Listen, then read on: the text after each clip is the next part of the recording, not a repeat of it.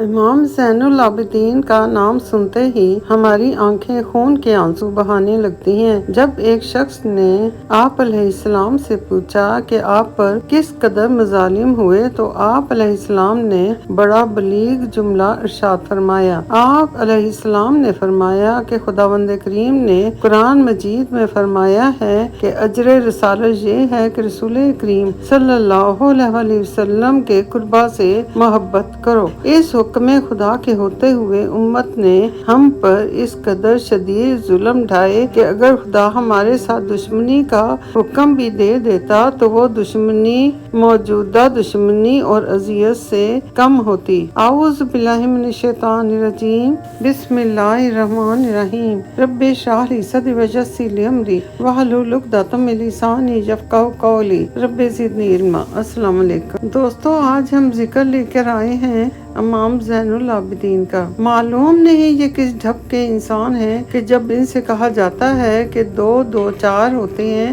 تو وہ اس حقیقت کو ماننے سے انکار کر دیتے ہیں۔ جب ان سے کہا جاتا ہے کہ حضور صلی اللہ علیہ وآلہ وسلم کو جسمانی معراج ہوئی تھی تو وہ ارشاد فرماتے ہیں کہ نہیں، میں نہیں مانتا۔ جب 21ویں صدی میں بھی ایسے لوگ موجود ہیں جو حق کو حق کہنے سے کتراتے ہیں اور اپنے باطل نظریات کی آڑ میں حقانیت کے علم برداروں پر ظلم و ستم روا رکھنا اپنا حق سمجھتے ہیں، تو کوئی منصف مزاج مجھے بتائے کہ جب کوفے کے دربار میں ابن زیاد آل محمد صلی اللہ علیہ وآلہ وسلم کے خاندان پر تابڑ توڑ حملے کر رہا تھا اور امام زین العابدین علیہ السلام اس کی بکواس خاموشی سے سن رہے تھے، تو زید بن ارقم رضی اللہ تعالی عنہ صحابی رسول نے یہ دیکھ کر ابن زیاد امام حسین علیہ السلام کے لبوں پر چھڑی سے بدتمیزی کر رہا ہے، سخت لہجے میں ابن زیاد سے کہا کہ تو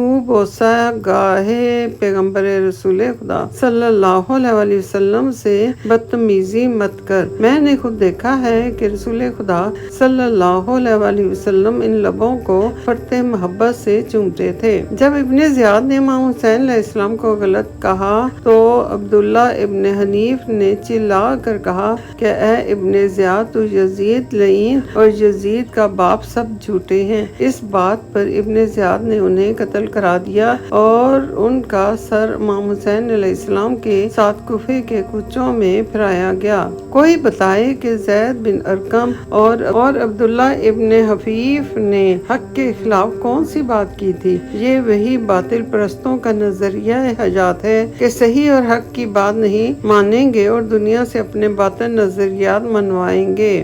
بالکل اسی طرح کا واقعہ دربار یزید لعین میں پیش آیا، جہاں یزید کی گستاخیاں دیکھ کر ابو برزہ صحابی رسول خدا صلی اللہ علیہ وآلہ وسلم نے کہا کہ اے یزید، قیامت میں تیرا شفیع ابن زیاد اور امام حسین علیہ السلام کے شفیع ان کے جد امجد رسول خدا صلی اللہ علیہ وآلہ وسلم ہوں گے۔ اس صحابی رسول کو بھی گرفتار کر لیا گیا۔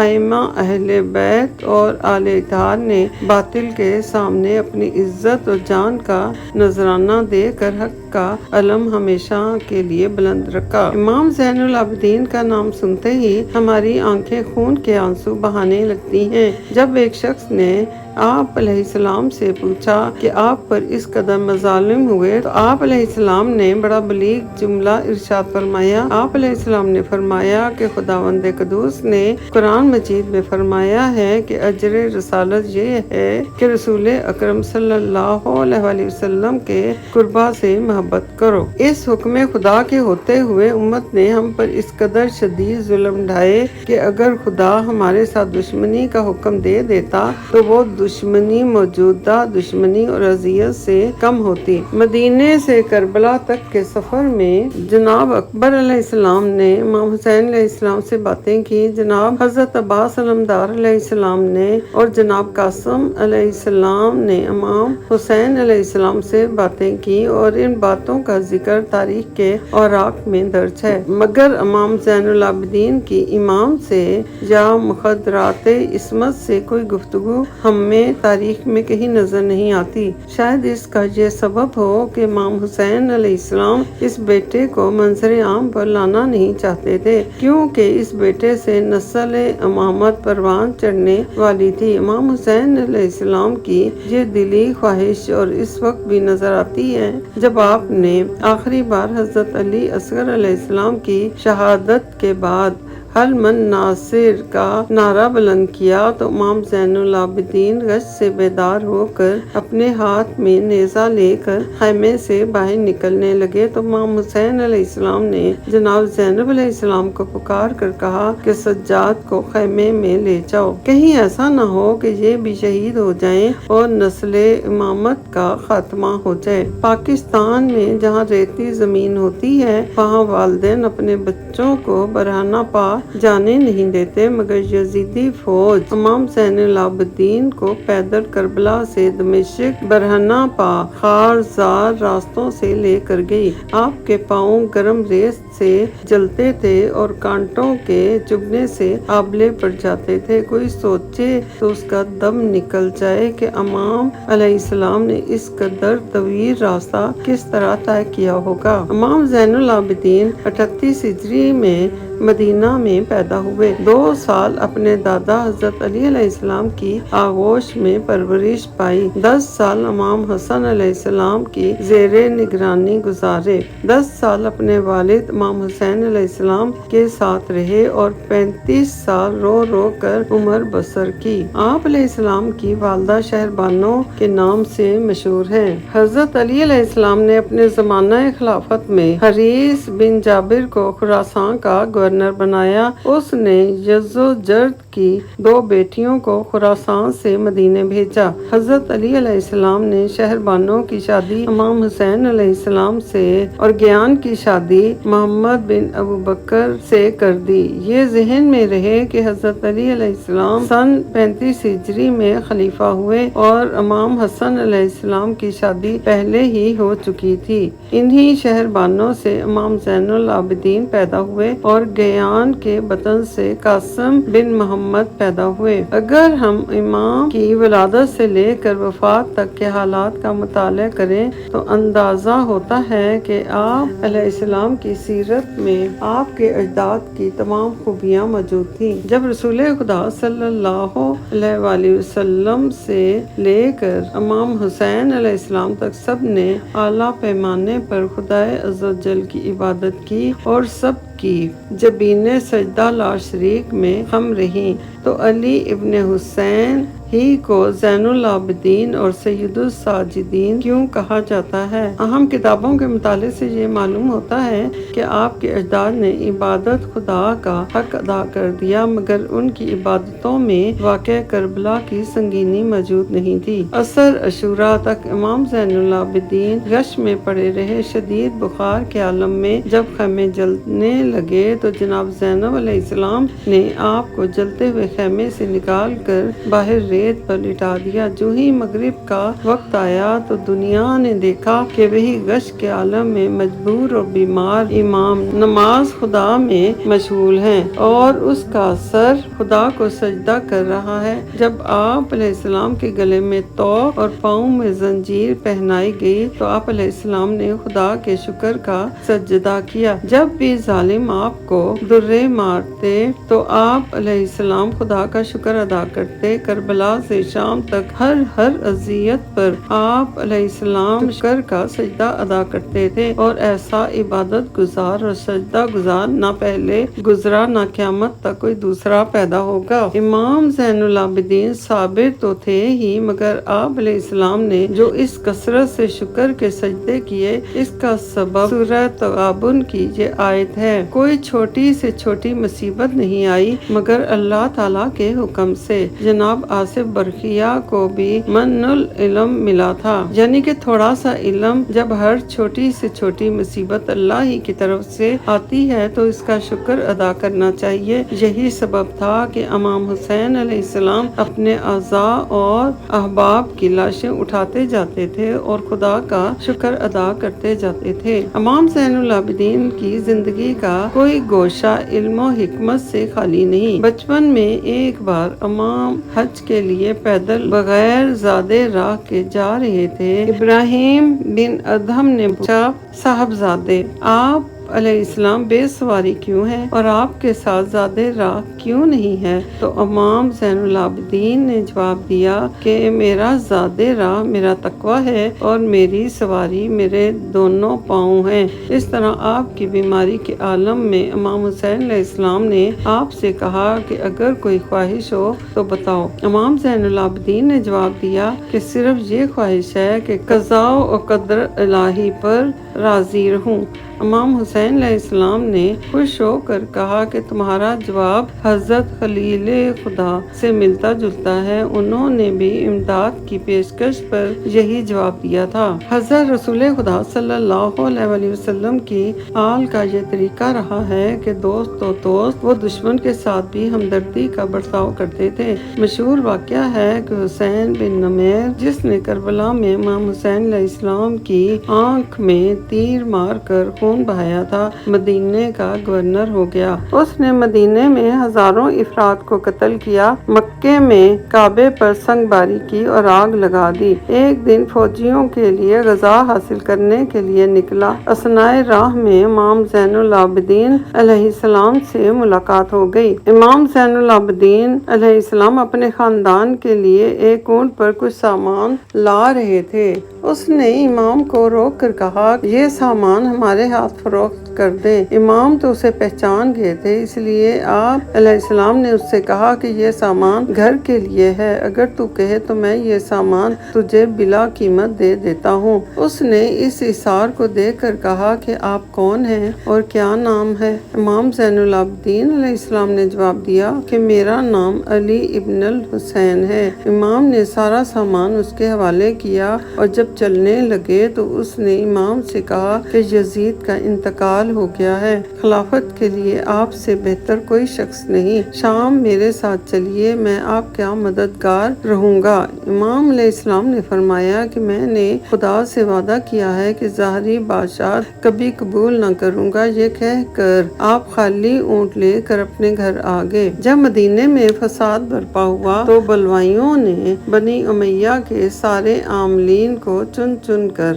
قتل کر دیا۔ مروان بن حکم سابق گورنر مدینہ گھبرا کر امام زین العابدین کے پاس آیا اور کہنے لگا کہ میری بہو بیٹیاں گھر میں غیر محفوظ ہیں، خدا کے لیے ان کی حفاظت کا کوئی انتظام کر دیں۔ امام زین العابدین علیہ السلام نے اپنے جانی دشمن کی مستورات کو اپنے گھر میں رکھ کر ان کی عزت اور آبرو بچا لی۔ اکثر ائمہ طاہرین کو دنیاوی امتحانات سے بھی گزرنا پڑا، چنانچہ امام حسین علیہ السلام کی شہادت کے بعد کچھ لوگوں نے محمد حنفیہ کو امام کہنا شروع کر دیا، کیونکہ خاندان بنی ہاشم میں وہی بزرگ ترین شخصیت تھی۔ انہوں نے امام زین العابدین سے کہا کہ فیصلہ حجر اسود سے کرایا جائے۔ جب محمد حنفیہ نے حجر اسود کو سلام کیا تو کوئی جواب نہ آیا، مگر جب امام زین العابدین نے حجر اسود کو سلام کیا تو جواب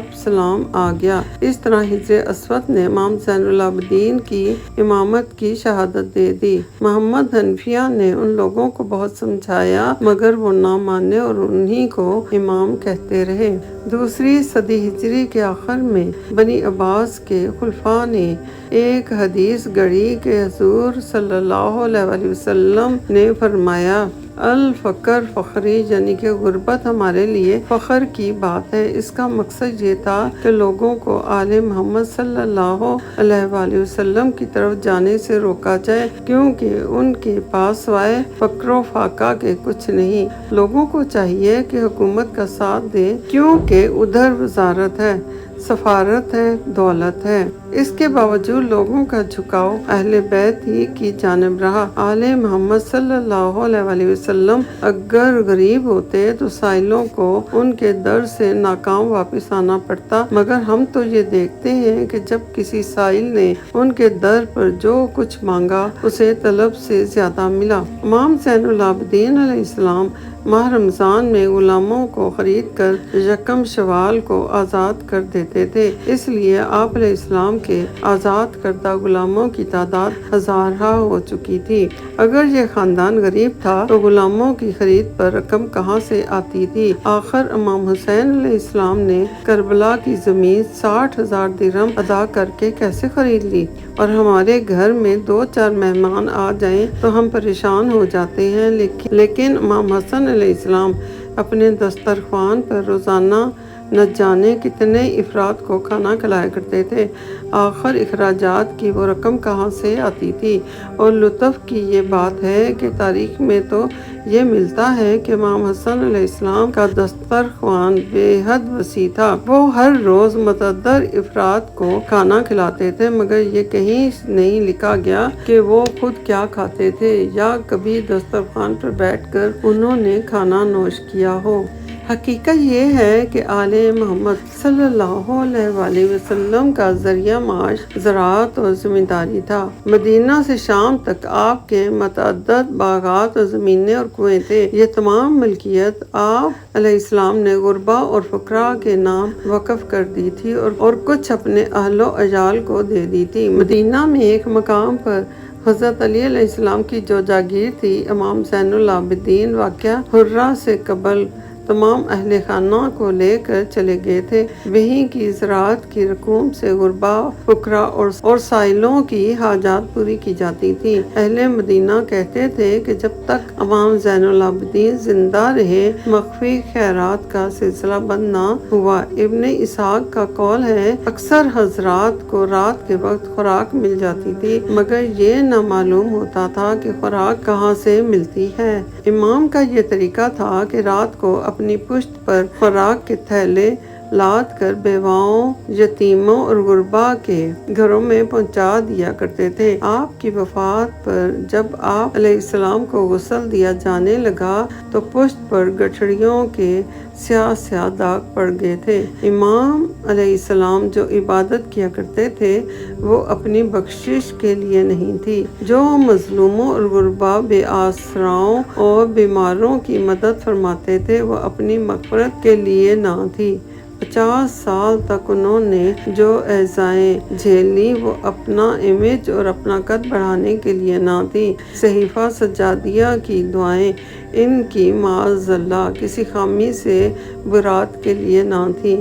ان کا واحد مقصد ہمیں سچا اور پکا مومن بنانا تھا۔ سال بھر میں ایک دن ہم ان کی شہادت کی مجلس کر کے یہ سمجھتے ہیں کہ آپ علیہ السلام کا حق ادا ہو گیا۔ کتنا حسین فریب نظر کھا رہے ہیں لوگ، 2 کشتیوں میں پاؤں ہیں اور جا رہے ہیں لوگ۔ اللہ اکبر، لاکھوں درود و سلام ہمارے آقا و مولا حبیب خدا سید الانبیاء خاتم النبیین شفیع المسلمین رحمت للعالمین سرور کائنات رسول خدا صلی اللہ علیہ وسلم اور آپ صلی اللہ علیہ وسلم کی تمام آل پر، تمام انبیاء، تمام فرشتوں، تمام اولیاء، تمام اماموں اور تمام بزرگان دین پر، اور حضرت موسیٰ علیہ السلام، حضرت ہارون علیہ السلام، حضرت داؤد علیہ السلام، حضرت سلیمان علیہ السلام پر۔ اللہ تعالی ہم سب کو حق اور سچ کے ساتھ چلنے کی توفیق عطا فرمائے۔ ربنا آتنا فی الدنیا حسنۃ وفی الآخرۃ حسنۃ وقنا عذاب النار۔